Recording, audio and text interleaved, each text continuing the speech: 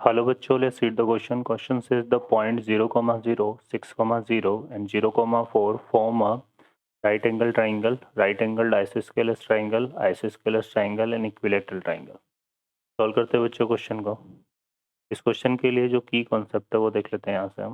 की कॉन्सेप्ट, तो की कॉन्सेप्ट की अगर हम बात करें इसमें, तो यहाँ पर हमारे पास क्या हो जाएगा बच्चों कि अगर हम बात करें यहाँ पर कि कोई कोऑर्डिनेट सिस्टम अगर हम ड्रॉ करते हैं इसमें इस तरह से, तो ये लाइन क्या है हमारे पास, एक्स एक्सेस है और ये लाइन क्या है बच्चों, वाई एक्सेस है. ठीक है, एक्स एक्सेस और वाई एक्सेस एक दूसरे को परपेंडिकुलर इंटरसेक्ट करते हैं एक पॉइंट ओ पर. इस ओ पॉइंट के कोऑर्डिनेट क्या होते हैं, 0, 0, ओरिजिन रहता है ये.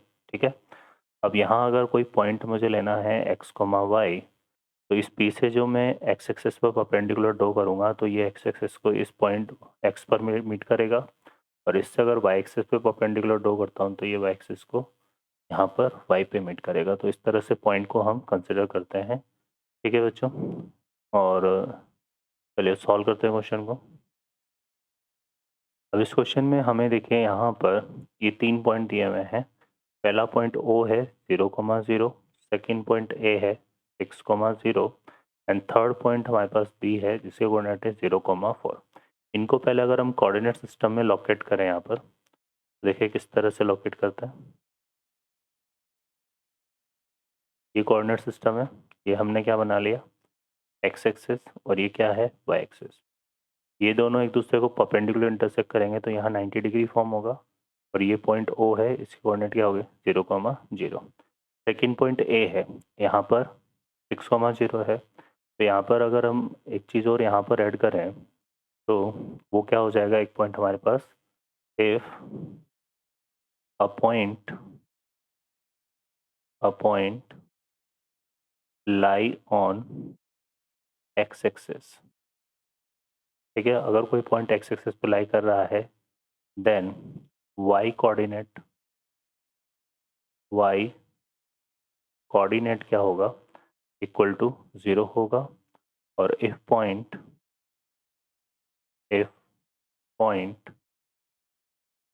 लाई ऑन वाई एक्सिस देन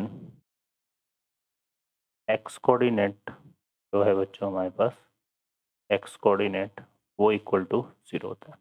ठीक है, तो यहाँ पर इस क्वेश्चन में क्या दिया हुआ है, ए पॉइंट है, इसमें वाई कोऑर्डिनेट 0 है, वाई कोऑर्डिनेट 0, तो ए पॉइंट कहाँ लाई करेगा, ऑन द एक्स एक्सिस.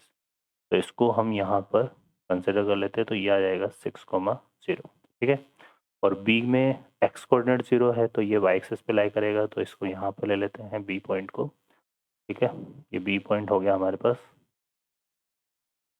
इस तरह से, है ना. इसके कोऑर्डिनेट क्या है, 0, 4.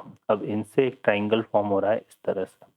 अब इस ट्राइंगल को देखें तो यहाँ ओ पॉइंट पर क्या हो रहा है, यहाँ पे 90 डिग्री फॉर्म हो रहा है ना. तो यहाँ से ये चीज़ हमारे पास आ रही है ना, और ओ से लेकर ए तक की जो डिस्टेंस है वो कितनी आ रही है, 6 यूनिट आ रही है. ठीक है, और ओ से लेकर बी तक की जो डिस्टेंस है वो हमारे पास कितनी आ रही है बच्चों, 4 यूनिट आ रही है. ठीक है ना. और ए से लेकर बी की डिस्टेंस को अगर हम फाइंड आउट करें यहाँ से, तो यहाँ पर पाइथागोरियन थ्योरम से हम कर सकते हैं इसको.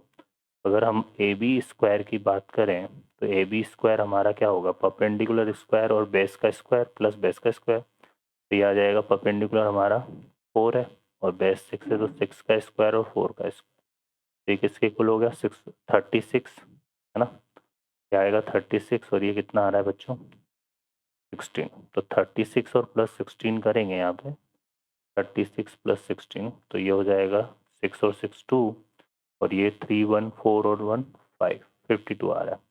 तो यहाँ से ये तो ए बी स्क्वायर की वैल्यू है ना, तो ए बी कितना आ जाएगा, स्क्वायर रूट टू 52.